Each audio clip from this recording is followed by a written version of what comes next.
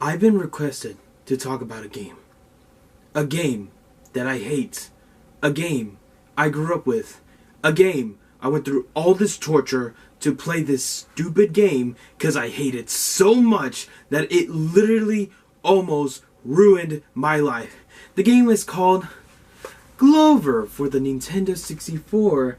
I have a lot of things to talk about this game. I'm not saying positive things, I mean negative things. There are some good things about it, but most of it is negative things. And no, this is not a good game.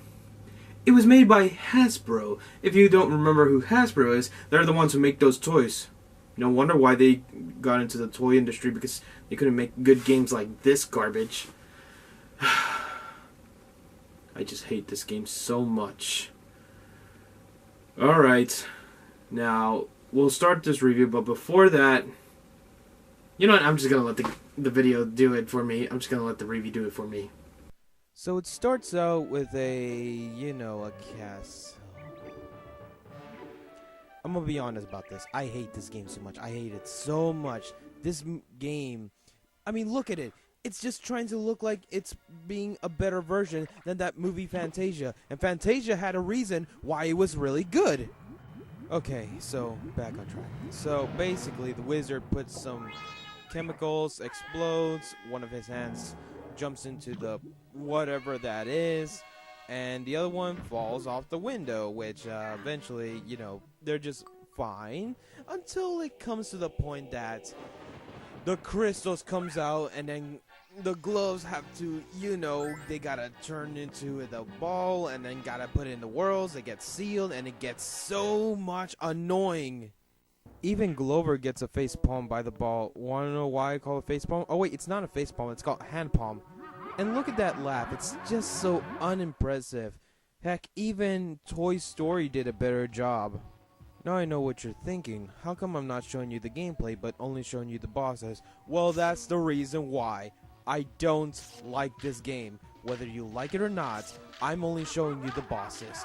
Deal with it, and let's go on with the review. So our first boss is somehow like a mutated whale, a giant red crab, and whatever that orange one is, I don't even know. I don't even want to know what that thing is. And I know what you're thinking. Yes, I'm really disappointed of these stages, these bosses. This actually makes Super Mario 64 have better and more fun bosses. I still don't like this game. Also, these opponents are really easy to beat, so yeah, there's no point on talking about like, oh, they're so crazy. No, it's not that. So yeah, we're moving on to the next boss. Hey kids, what's really fun? Either me struggling with this game or looking at, I don't know, just like Glove turn frogs into monkeys and then turn a monkey into a giant rip-off version of King Kong, but looking like it's a pirate, so it doesn't make any sense. And trust me, that Glove is going to laugh every single time. So yeah, that's the thing. For this music, I was really expecting to see pirates instead of monkeys and a giant gorilla. Just rolls in all over my mouth, does it, eh? However, in this battle, you gotta be very careful for the, frog monkeys. Wanna know why I call them frog monkeys? Because it's basically frogs got transformed into a monkey by some creepy green glove. So yeah, now you see why I don't like this game and don't like this boss, because I have a lot of complaints about this game. But if that wasn't enough, if you thought all this was annoying, you're about to see the one thing I mostly hate about this game. Clowns. I don't like this game because of a clown boss. I was expecting an elephant boss or a lion boss. That would have made sense because it was a circus level. But no, what is the one thing they had to put? Freaking clowns. It is unforgivable for what they gave us, whoever grew up with this game, including myself. Of course, this clown is really easy to beat. You just gotta activate the switches. That's the only way. The first one is a bomb, obviously, because, clowns are funny with bombs. It's not funny. And then you got one of those punching, whatever Majingi calls. And then, finally, this is the one thing I don't like. It's their laugh. You need to hear the laugh. It is so crazy. Yeah, so imagine that in your dreams. You got yourself a clown nightmare. Also, this clown does not float. So yeah, that's all I had to say. It's alive! It's alive! More like it's disappointing! Disappointing! Just to let you all know, this is one of the main problems. This game actually causes seizures. Now, usually that's only on games that are rated M and rated T, but this is a kid's game. Even Mario 64 didn't have that type of situation. And yeah, Frankenstein, not scary. And yes, this fight is so boring. I just rather play chess. I'm gonna be honest about it. I don't like chess. No, better yet, I rather play golf. I don't like the sport, but it's much fun than playing this abomination. Okay, one good thing about this game is only the dinosaur level. Everything about it was good. Although, I kind of find it really weird that it sounds like something straight from Rare instead of, Hasbro. So yes, the dinosaur level is only the best thing that I love. So, yeah. Let's move on to the boss. I love how the music's all prehistoric. So yeah, everything about this is awesome. What makes this levels really good is that the boss is pretty cool. The only way to take him down is by turning the ball into a bowling ball, then throw it at him, which becomes a snowball, then you gotta dodge its attacks.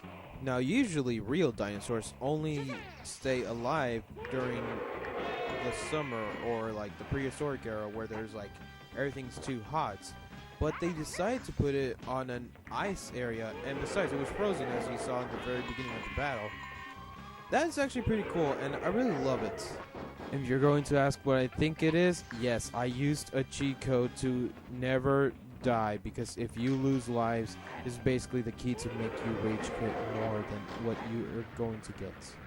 Instead of letting a dinosaur crumble down to its doom or being frozen alive, the one thing they did was basically just blow him off. I mean, seriously, that is really cool. I've never seen an actual dinosaur just self-destruct out of itself. That's like saying that if you buy a turkey, it's a nuclear weapon, but, that's not a thing. I really like how the shoes are filled with, smoke, because it's basically, a chicken reference. And finally, we got the finale.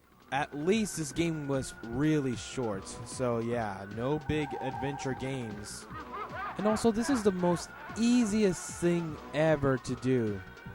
In this part, you just gotta get to that robot, which was basically a toy, which now it's a robot. And seriously, you're going to make those robotic sound effects? I've played other games have done better than those cheap robot sound effects. Just to let you know, that's a bomb that explodes really high. Really high.